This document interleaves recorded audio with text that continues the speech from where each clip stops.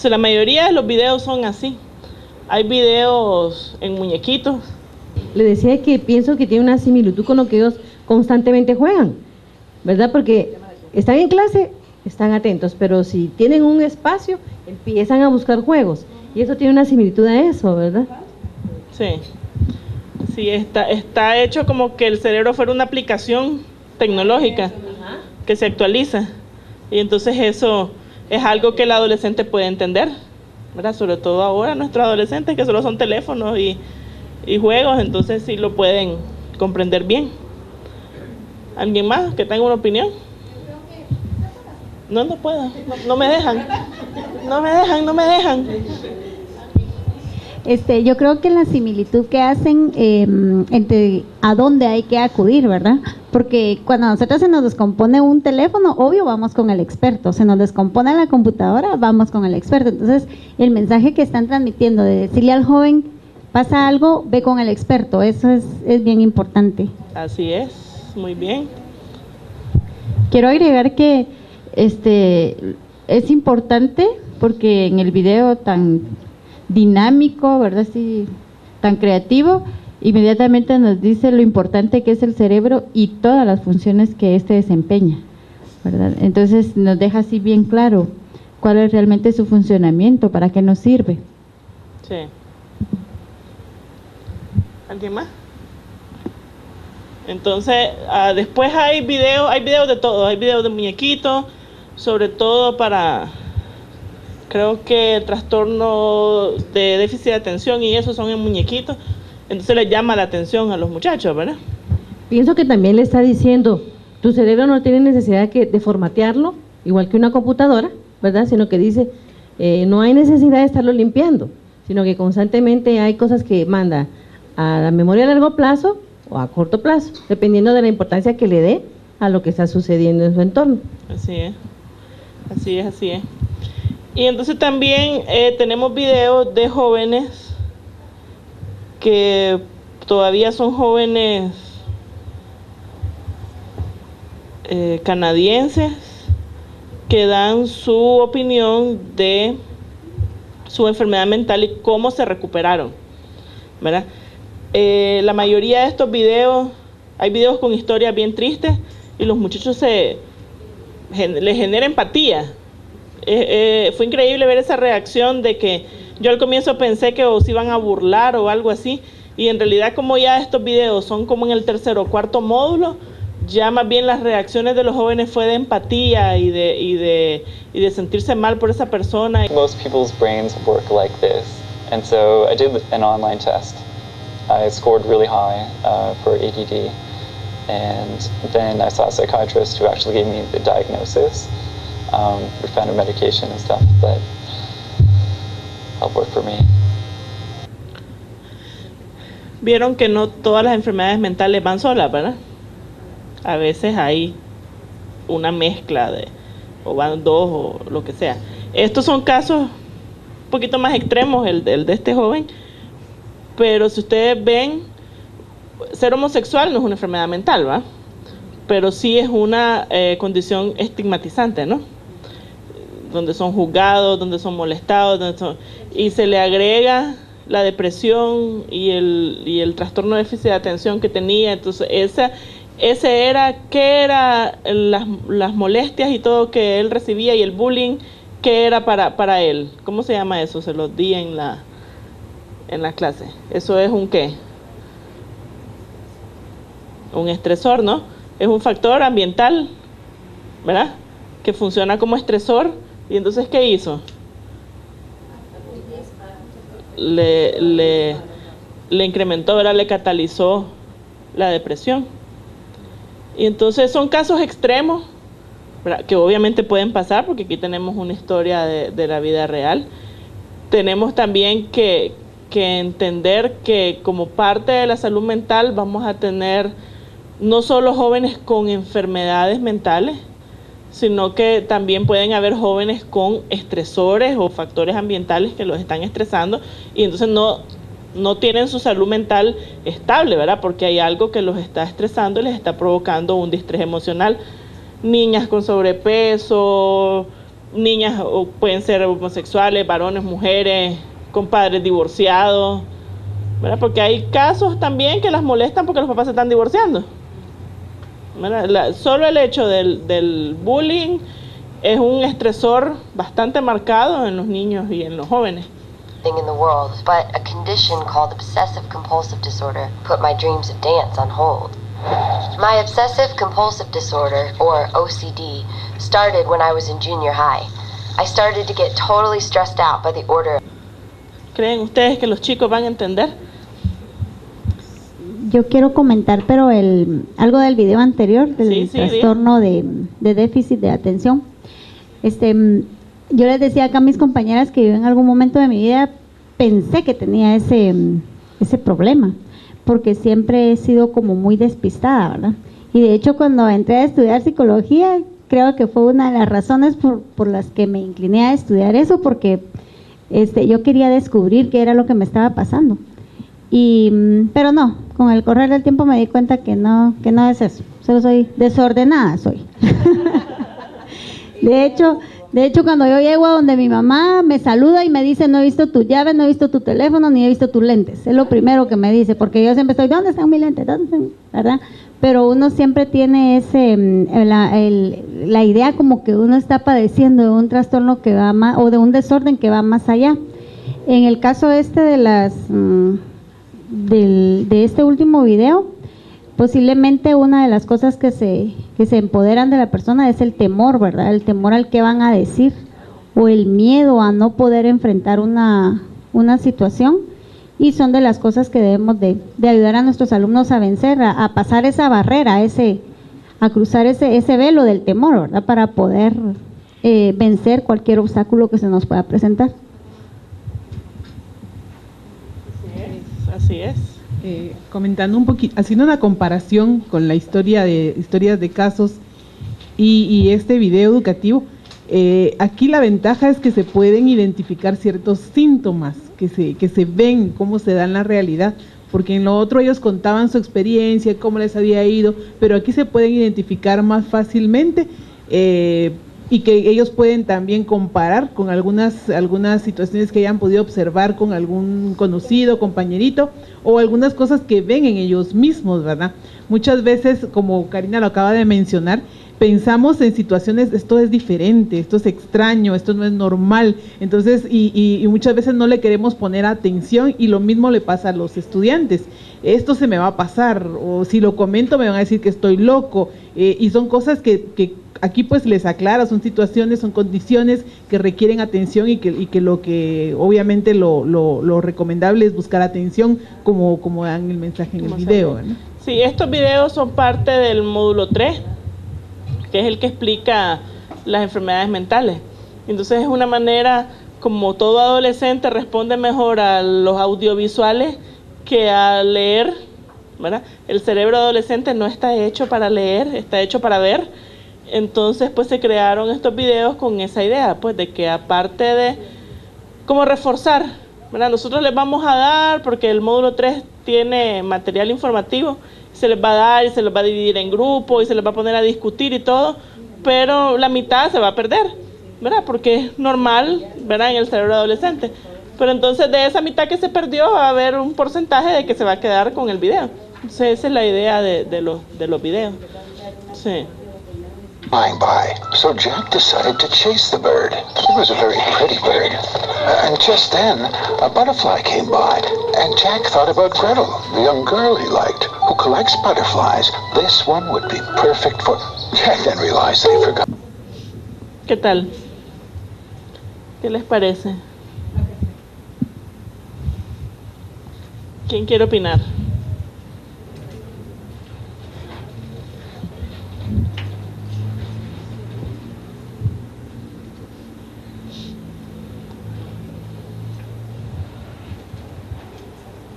Se me quedaron calladitos. De repente me preocupan. ¿Qué piensan del video en sí? O sea, si la información creen ustedes que está adecuada para los muchachos, si creen ustedes que lo van a comprender, etcétera, etcétera. Yo creo que sí es bien importante darse cuenta que si hay alguna enfermedad mental, definitivamente se tiene que hablar, ¿verdad? Y debe recibir el apoyo adecuado, porque entonces si no, el niño o el adolescente definitivamente no va a poder rendir y superar o vivir con esta enfermedad mental, ¿verdad? Entonces sí es bien importante que nosotros seamos muy buenos observadores y a través de orientación pues ya remitiría a estos jovencitos, ¿verdad? Y definitivamente a la hora de que los demás compañeros se enteren de la situación en la que está viviendo, ellos mismos hasta pueden brindar estrategias para poder apoyar a este niño para poder salir adelante, ¿verdad? Porque entre más se estigmatiza este tema, como que uno mismo también va a contribuir a aislarlo, ¿verdad? Entonces no va a recibir el apoyo adecuado, que sí es bien necesario, ¿verdad? Ok, sí, ¿quién más? Aquí en todo esto yo siento que el papel de todos nosotros, los adultos, ¿verdad?, es clave, ¿verdad? Y de cómo implementemos las estrategias. También me estaba recordando que hay en otros centros han implementado lo del teatro para hacer este tipo de abordajes de estas temáticas y de otros estilos también de cuestiones sociales. Entonces ayuda mucho las técnicas de teatro, ¿verdad?, que también podría ayudar. El también utilizar la estrategia de pares, ¿verdad? En este caso el video ayuda a que un adolescente se esté dirigiendo a otro adolescente, ¿verdad? Esas estrategias también son muy buenas porque es otro como yo, así como lo que manifestaba la profesora acá, ¿verdad? De que la jovencita se identificó con ella porque tenían el mismo problema, ¿verdad? Por ejemplo, en mi caso también les podría contar de que, por ejemplo, yo padezco de hiperhidrosis. Las manos me sudan un montón, así todo el tiempo, ¿verdad? Hasta si aplaudo salpico. Así que entonces, fíjense que yo tenía un problema con una jovencita también parecido a este caso, de que ella era secretaria, estaba estudiando para ser secretaria y ellas tienen que hacer muchas planas para aprenderse los signos y todo eso, y toda la vida la castigaban porque nunca entregaba sus libretas cabales. Entonces, cuando yo le pregunté que qué era lo que le pasaba, ella me dice, es que mire, y me enseñó las manos. Entonces, lo mismo le hice yo y le pongo yo la mano. Ella también padecía. Entonces, cuando se encontró con otra igual, ella ya se sintió así, existen. O sea, existimos, y es cierto porque yo no había encontrado, ni siquiera llegué creo que como a los 20 y algo de años y no sabía que se llamaba hiperhidrosis, ¿verdad? Bueno. Entonces, desde chiquita, y me atendieron médicos y todo ese asunto, pero sí es bien importante que nosotros como adultos, cómo manejemos los casos, qué atención. Entonces, digamos, una sugerencia sería en los centros educativos que lo primero que vayan a hacer es su plan de trabajo. Cómo van a atenderlo, cómo van a implementar el programa, qué es lo que van a hacer, cuál va a ser la atención, cuándo van a hacer todo este plan alineado al CNB, en fin, todas esas situaciones para que lo puedan abordar de la mejor manera. Sí, pues. Vamos a ver el último, ya para cerrar. Este va dirigido para jóvenes y adultos, y también lo que hablabas de teatro, estamos usando esa herramienta con jóvenes en Ixchil para abordar temas de salud mental y no ha funcionado fantástico. Porque en Ixchil tenemos, yo les comentaba a ellos, tasas de suicidio de hasta un joven por semana.